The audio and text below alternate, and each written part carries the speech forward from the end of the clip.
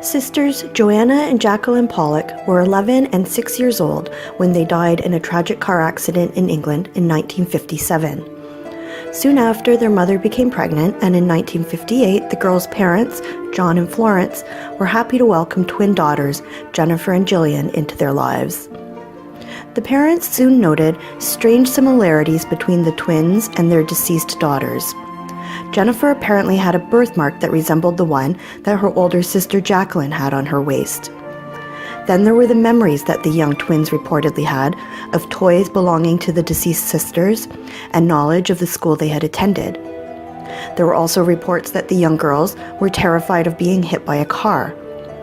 Then, when they were still children, these memories reportedly ceased. A psychologist named Dr. Ian Stevenson, who studied the reincarnation of children, analyzed the case and concluded that this was indeed a case of reincarnation. So is reincarnation a possibility? If the Pollock girls were reincarnated, then why would their memory of their previous life disappear? And were they aware that they had a previous life, or was it just snippets of memories coming back to them? We'll explore these questions on this episode of Being Mortal.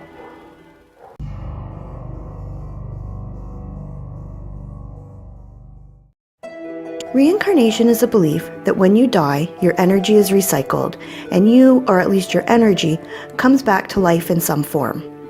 Some religions believe you can be reincarnated as any type of living organism, and that some forms are higher or better than others, and that the kind of life you led previously determines what body you will be reincarnated in. Could reincarnation exist but be a bit more abstract? Is it true that your energy remains behind when you die, but does not necessarily remain intact, or go on to become an energy that fuels another life form? And if any form of reincarnation was actually occurring, then why would most people have no idea that they had lived a former life, while others would claim to have distinct memories? And of course, what happens to your energy between the time you die and then are reincarnated? Does it exist here on Earth, in our universe, floating freely around? Does it maintain any form of consciousness? It could seem like a lovely, comforting thought to know that when you die, you don't cease to exist. Believing that the way you lived your life will be judged, and you'll be punished or rewarded in your next life, is a strong motivator for a lot of people to be kind and decent human beings. But is there any science to support these beliefs? Is there an alternative explanation for people who believe they have memories of previous lives? Research has depended heavily on nothing more than anecdotal evidence. Many researchers believe that there is an advantage to working with children who claim to have memories of a previous life because they haven't been exposed to these stories or beliefs the same ways that adults have. And what if a child has knowledge of something they have never been exposed to, such as historical facts and details? That obviously makes it more difficult to explain than if an adult described these things.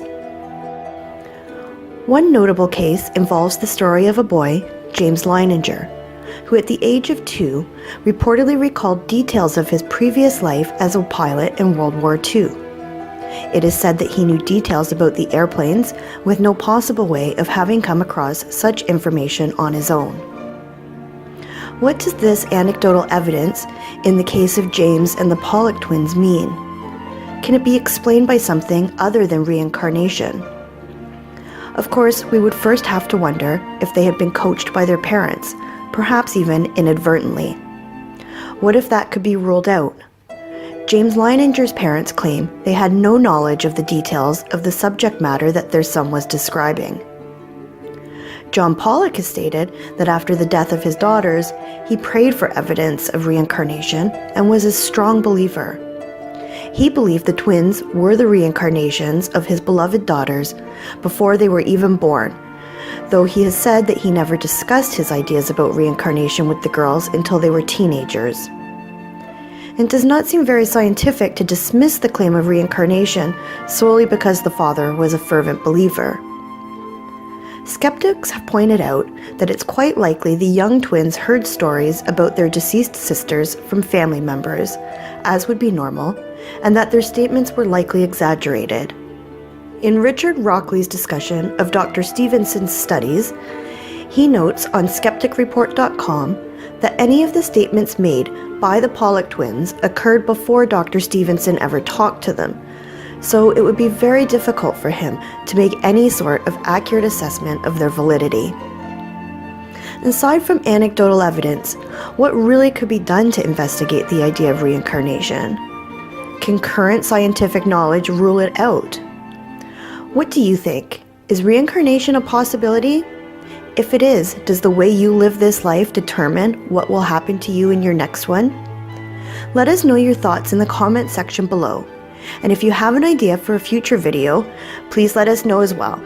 We hope you give our video a like and don't forget to subscribe to our channel so you don't miss future videos.